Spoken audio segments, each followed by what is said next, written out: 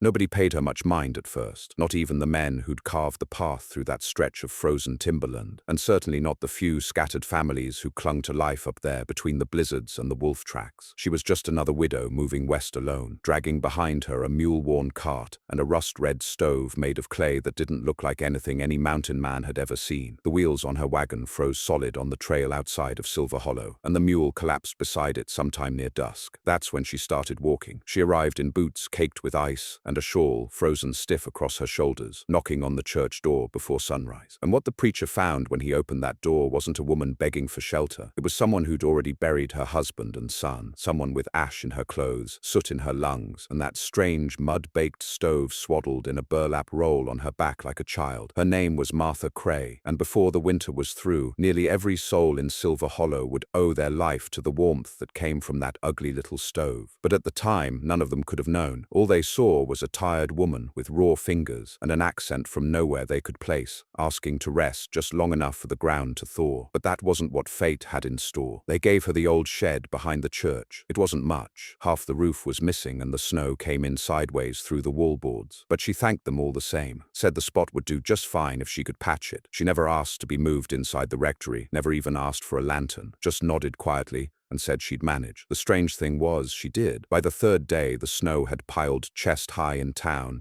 and 3 children had already fallen sick from the freeze. One man died out in his barn trying to feed a calf, but the preacher noticed that a thin ribbon of smoke still curled from the chimney atop that broken-down shed behind the church. Not only that, it never stopped. Not at night, not in the howling wind, just a steady plume, thin and sweet-smelling, the kind of smoke that didn't reek of pitch or sap. He walked out once to offer her more wood from the church's stockpile. She refused. "I've all I need," she said gently, one hand resting on her belly, as if she were sick herself. But she looked well. Her cheeks had color. Her eyes weren't rimmed with frostbite or red from the cold. Her breath came steady and clean, not in that rattling wheeze most folks had by week 2 of a deep freeze. Still, the preacher was wary. Folks out here didn't do well with strangers, especially those who smiled too easily or didn't shiver like they ought to. That's how rumors started. And sure enough, by the following Sunday, the talk had begun. Whispers in the back pews that she was some sort of mountain witch, that she burned. Something unnatural, that maybe it was her fault the storm hadn't broken yet. But the truth was simpler. It was in that stove. No one saw it until the boy got sick. Toby Grinnell, age 7, had a cough that wouldn't quit. His mother, Lydia, was already grieving her husband, who'd frozen solid out near the spring house the week prior. She came pounding on the rectory door at dawn, clutching the child in her arms, his lips nearly blue and his breath coming shallow. The doctor was snowed in up in Rustgate, 5 miles through impassable trail. There was nowhere else to turn. "I heard the woman keeps warm," she pleaded. "I don't care what she is, witch or not. Just let me get my boy beside that stove." The preacher hesitated, but the boy let out a strangled hollow gasp that sounded more like a death rattle than a cry, so he knocked on the shed door. Martha answered, eyes soft but alert. She took the child from Lydia's arms without a word, opened the door wider, and said only this: "Leave your grief out here. He won't need it inside." The door shut behind them. What happened over the next 24 hours was enough to change the town's mind about her forever. By morning, Toby walked out on his own 2 feet, cheeks rosy and the color back in his lips. Lydia followed him, crying silently, mouthing "thank you" again and again. The preacher stepped inside to see for himself. And there, in the center of that crumbling shed, was the clay stove. It wasn't shaped like any stove he'd seen. It was wide at the bottom, almost like a kiln, with narrow hand-formed flues that coiled up the back like a snail's shell. The clay was darkened but uncracked. A single log, half-burned, rested in its belly, glowing orange but not quite aflame. The heat in that room was thick and even, not hot enough to choke, just enough to thaw your bones and keep the damp out of your lungs. "How long's it been burning?" the preacher asked. 4 days, Martha replied. "1 log?" He didn't believe her, but a week later, after he'd returned 3 times, and the same log still rested there, burning slowly like a candle rather than like firewood, he began to ask more pointed questions. Where had she learned to build it? What did she use for the clay? Why did it give off so little smoke? Why didn't it scorch the wood beneath it? She never gave him a straight answer, only said, "It came to me after I buried them," and left it there. Them, her husband and child. Soon others began showing up, an old couple with frostbite in their toes, a pregnant girl barely 16 who'd been living alone in a collapsed cabin 2 hills east, a trapper who'd been caught in the storm and lost his firestones. One by one they asked to warm themselves in the shed. One by one she let them in, and the log kept burning. Someone joked it must be enchanted. Someone else said it was likely demon fire. But those whispers didn't last, because when You're freezing to death, and the cold has made your fingernails black. You don't care what it is that keeps you alive. You care that it works, and Martha's stove worked better than anything the mountain had ever seen. Still, some weren't satisfied with mystery. A man named Harrow Bell, who'd once mined for silver out in Nevada before falling on hard times, decided he'd seen something like it before. He claimed it was stolen, an old Spanish design, a mission kiln, or maybe some old Indian trick. Said she had no right to keep it secret, that it could be copied and used in every home in Silver Hollow. So he broke in one night. They found him curled in a ball behind the shed, eyes wide and skin wet with sweat, though it was 5 below. He couldn't speak at first, just mumbled something about them voices and Clay singing. When he came to, he swore he'd seen her standing over the stove, whispering to it like it was alive. Martha denied it, but after that no one else tried to steal it. Instead, they came humbly, quietly, with children in their arms, or elders too weak to breathe, and Martha took them all in, one by one. The shed grew crowded,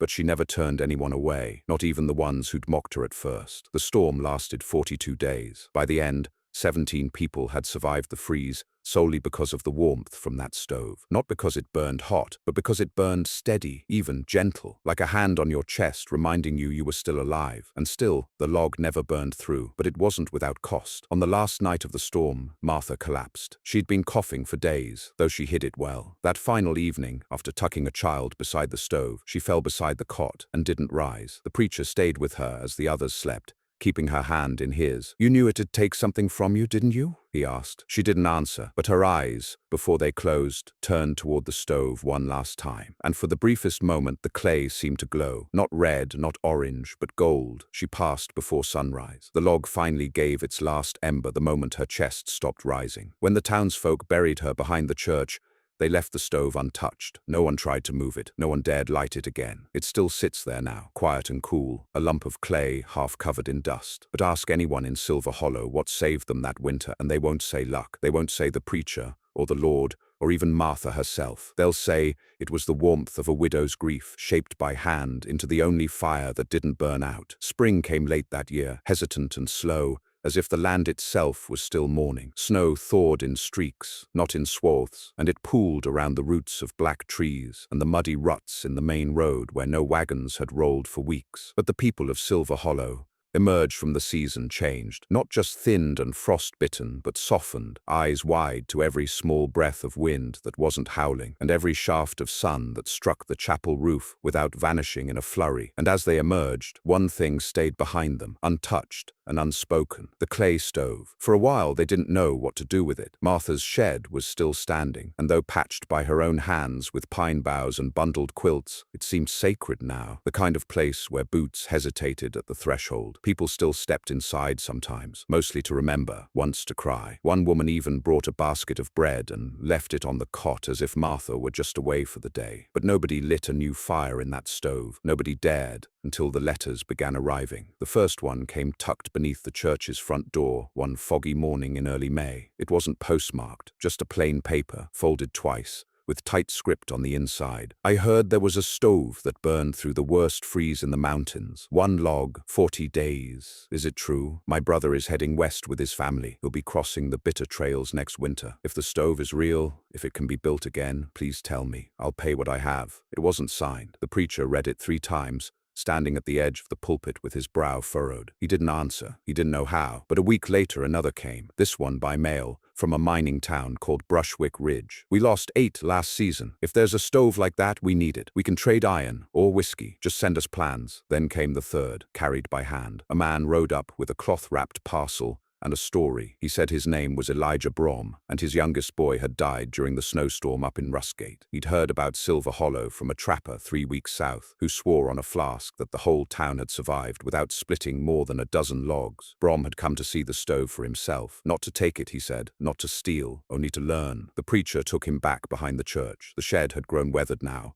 with one wall buckling slightly under the rain, but the stove sat untouched, centered like an altar. Elijah stepped in and went quiet. He knelt beside the stove, his eyes traveling the curves, the ridges, the seams where the clay had dried in layers and cracked like riverbeds. He didn't speak for several minutes. When he did, it was only to ask one question. "Did she write down how she built it?" "No," the preacher said, "only said it came to her after she lost them." Elijah stood slowly, brushing dust from his trousers. "Then it's gone. and he left. But the letters didn't stop. In fact, they multiplied. Dozens arrived by midsummer, some offering gold, others begging outright, a few even threatening to come and take it by force if need be. A traveling doctor from Garrison's Edge offered to bring 3 crates of quinine and opium tinctures in exchange for just a mold of the stove's inner chamber. Another woman, a widow herself, sent a locket with 2 tiny sketches, her boys, along with a note, "They won't survive another winter. Please, help me build one." But the truth was, nobody could. The preacher had tried. Quietly, without telling the townsfolk, he'd had a local potter inspect the stove. A man named Collins, who'd worked kilns since his youth, shaping jugs and cisterns for the trappers. Collins poked, measured, sketched. He even took a tracing of the base and brought it back to his barn to replicate. Spent 3 weeks sculpting, curing, glazing, and firing his best imitation. It cracked before it ever left the kiln. He tried again, this time mixing in different clays, red, grey, ash white. He mimicked the flues, the shape, the odd spiral near the top. He even used the same wood Martha had burned, a slow-split alder log from down by the waterline. The replica stove gave off heat for a day. On the second night, it belched thick black smoke, choked the barn, and collapsed in on itself. He gave up after that, said there was something wrong with the ratios, maybe the humidity in the shed, or the way she'd packed the clay by hand. Maybe it was just dumb luck. But privately, the preacher suspected it wasn't any of those things. Privately, he believed it had been made out of something no man could replicate. Grief. The kind of grief that runs deeper than words and binds to earth like bone to flesh. The kind that stays warm long after the tears stop. And yet, even as they let go of trying to copy it, the town began to feel a new tension, a quiet undercurrent of fear, because the wind was shifting again. The late summer gusts blew in colder than usual, and the leaves didn't just turn, they shriveled. The air had that smell again, like snow trying to press through the soil before the ground was ready. And they were not ready. The preacher called a meeting at the church. All the families came. They sat in the pews with hats in their hands and worry in their eyes. "I don't need to tell you what last winter was like," he began. "You all lived it. You all remember." They nodded. "Now another is coming. Maybe worse, maybe not, but we've got a choice." He glanced toward the back window, where the faint outline of the shed could be seen beyond the misted glass. "We can use the stove again," a ripple of murmurs. "Didn't she say it'd only burn once?" someone asked. "She never said that," the preacher replied. "We just assumed." Another voice. "But what if it's done? What if it only worked because she was there?"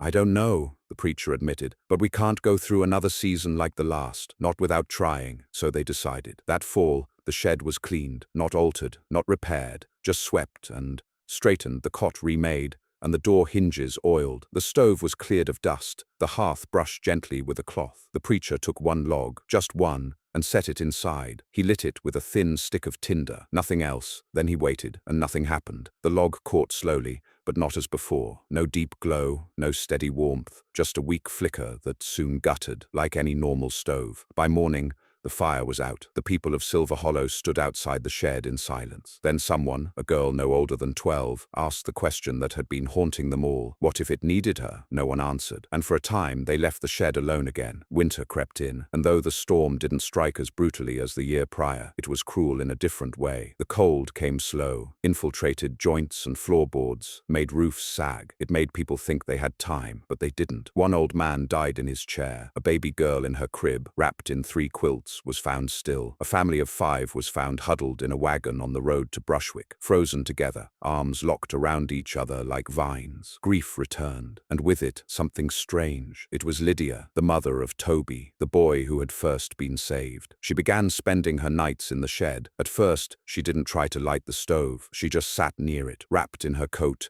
as if willing it to remember, to listen. Then one night the smoke came back, thin, sweet, pale. Toby was the first to see it, looking through the chapel window and crying out. The town rushed to the shed. Inside, Lydia was weeping quietly. The stove glowed again. One log burned, just one. It lasted 4 days, not 40, but in those 4 days, 6 more lives were saved. The worst of the cold passed, and when the log finally turned to ash, the town understood. The stove wasn't a miracle. Not exactly. It wasn't magic or machine. It was a vessel. It held warmth not from the clay, or the shape, or the fuel, but from the soul that asked it to burn. They never spoke of it that way, never put it into sermons or printed it in the town ledger, but they all felt it, knew it. The stove responded not to need, but to loss, to memory, to love stretched thin by sorrow. And each time someone lit it with a heart full of that kind of grief, it answered, but only briefly, as if reminding them that warmth like morning, was meant to be shared but never owned. Years passed, and though winters still came cruel and hard, the people of Silver Hollow no longer waited for deliverance from the elements. They prepared. They cut more wood, sealed their chimneys better, stored beans and salt pork beneath floorboards wrapped in oilcloth, and taught their children the value of warmth, not just in the hearth, but in the hand that holds yours through it. Still, the stove remained. Martha's shed, now sagging with age, was never torn down. The preacher, older now, stooped and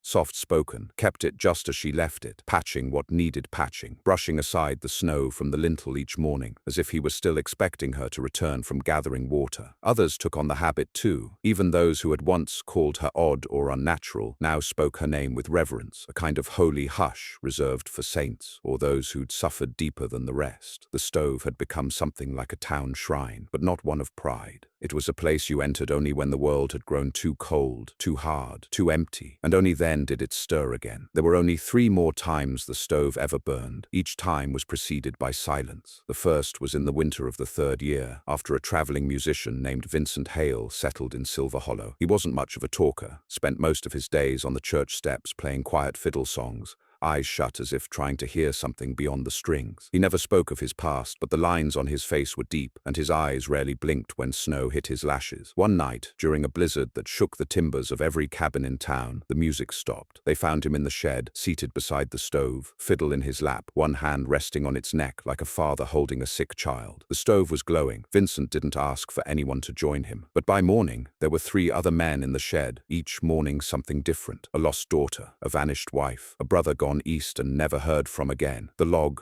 burned for 2 days. When it was out, Vincent was gone. Not dead, gone. No tracks in the snow, no note. Just his fiddle, left gently beside the cot, and a string broken. Some said the stove took him. Others said he left to carry the warmth elsewhere. No one ever saw him again. The second time was stranger. A stranger herself, in fact. She came limping into town in early November, her hair silver and coiled tight in a braid thick as rope. Her skin was dark, sun-worn, and her accent carried notes of places no one in Silver Hollow had ever been. She asked no favors, took no coin, just settled into the edge of the graveyard and began clearing snow from the old forgotten headstones. For days she did nothing else. She'd brush them with a small broom and speak aloud to the names, even the ones so worn they were unreadable. Some townsfolk avoided her. Others brought her hot broth and asked her who she was looking for. She only smiled. On the 7th day, she stepped into the shed, alone. Within an hour, smoke curled from the chimney again, thinner than before, almost blue, and the heat that poured from that stove was not hot, not burning, but deep, like sunlight after a long night. People came to the doorway and stood there quietly, not entering, but simply breathing in that impossible calm. She remained inside for 2 full nights. When she stepped out, her limp was gone. She said nothing to anyone, just touched the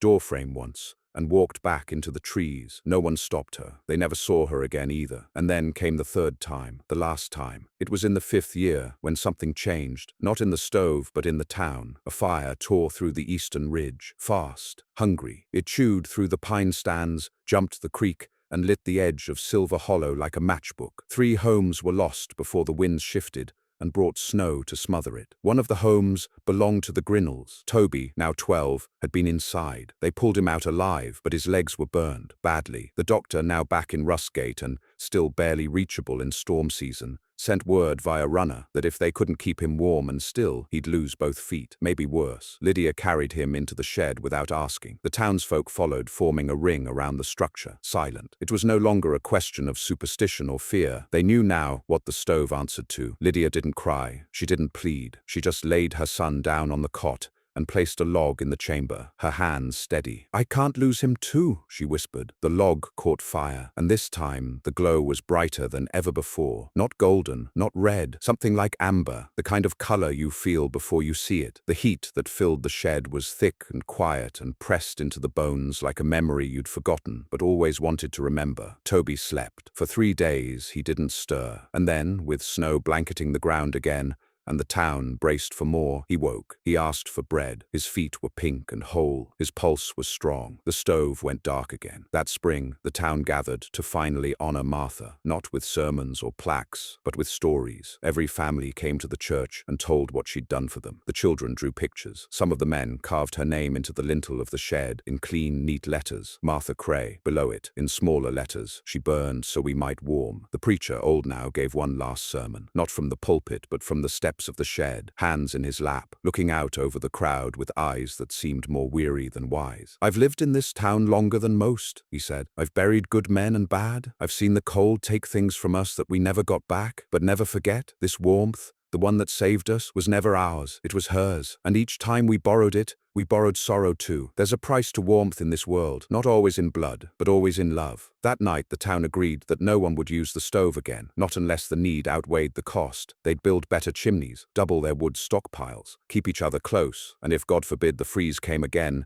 they'd remember, but they would not light it lightly. They locked the shed, not with a padlock, but with a promise. A childless couple was given the key, not because they asked, but because they had lost something that winter no one else could carry for them. It became known, from then on, as the widow's warmth. Outsiders still heard of it. The occasional traveler would come through asking questions, offering money or begging for sketches, but the townsfolk always told them the same thing. "It's not for sale, and it's not for use." Some laughed and thought them backward. Others looked into the eyes of the people who survived and understood without needing to be told. Because in the way they spoke of the stove, there was a weight you couldn't fake, a grief you couldn't sell, and a kind of gratitude that never quite stopped aching. The years wore on like the grain of old wood, quiet, slow, deepening in places where the world had pressed hardest. Silver Hollow changed, but not in the ways other towns did. While railroad tracks carved through canyons farther south and telegraph wires threaded like spider silk over the high passes, Silver Hollow stayed small, stubborn, and held together more by memory than by growth. Travelers passed through. Some stayed a spell, most moved on. But the heart of the place, the thing people felt without speaking, never shifted. It was in the way men still lowered their voices when walking past the shed behind the chapel, in the way children ran their fingers across the carved lintel and whispered stories their grandparents had passed down, in how people reached for one another's hands before the first frost settled in, and the stove remained, untouched. For nearly 20 winters no one lit it, not because they forgot, or because the winters weren't cold. They were, some even harsher than the one that first brought Martha to them. But the town had changed around the stove, learned from it. The lesson wasn't just survival, it was how to tend to each other. They began to build their own stoves, better ones, inspired not by the exact shapes of Martha's, but by the spirit of it, wide-bottomed, slow-burning, tucked into corners where heat could gather and linger. They traded tips with settlers, taught passing travelers to bake bricks and shape flues in the Martha style. And even if none of those stoves worked the same magic, they all carried a little warmth that felt earned. And yet, still, there were days when someone would find themselves walking the long way home, only to pause outside the shed, hand brushing the door as if listening, not opening it, just remembering. One such day came in early February of the town's 21st winter since Martha's death. The snow had come hard that year, not long, but sharp, like a whip that cracked once, deep and sudden. The ice came with it, coating trees, locking doors, freezing wells so deep they split the ground around them. A woman named Clara Brown, a teacher in her mid-30s who'd lost her husband in a logging accident the prior spring, had taken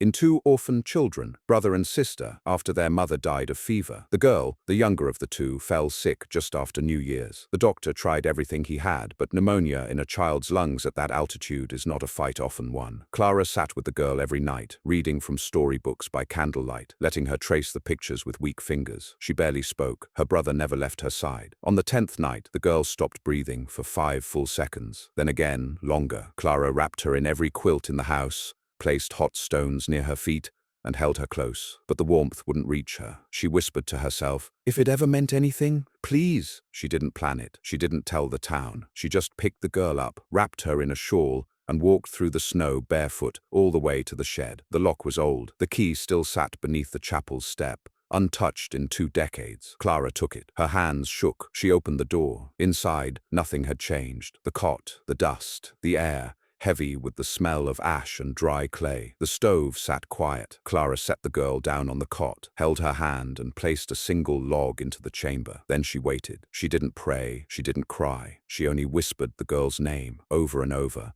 like a lullaby too soft to carry. The town didn't know she'd gone until morning, when her boots were found by the church door, frozen stiff, upright. They followed the prints to the shed. The smoke was rising, thin, blue, sweet. Inside, the heat was gentle, the kind that settled behind your eyes before your skin noticed. Clara sat beside the cot, rocking slightly. The girl breathed in and out, a little stronger now. The stove burned for 7 days. It would never burn again. After that final ember faded, something in the clay changed. Not visibly, not to the touch, but the next time someone placed a log inside, just to test, with care and respect, nothing happened. Not even a spark, not even warmth, just the cold silence of earth holding its breath. The town didn't fight it. They cleaned the shed again, set flowers along the walls, hung the girl's drawing, crayon shapes of the stove, Clara and the preacher, above the door. Then they closed it for good. They didn't lock it this time. They simply let it be. From then on, the stove was no longer a thing to be used. It was a memory, a relic, not of magic, not of superstition,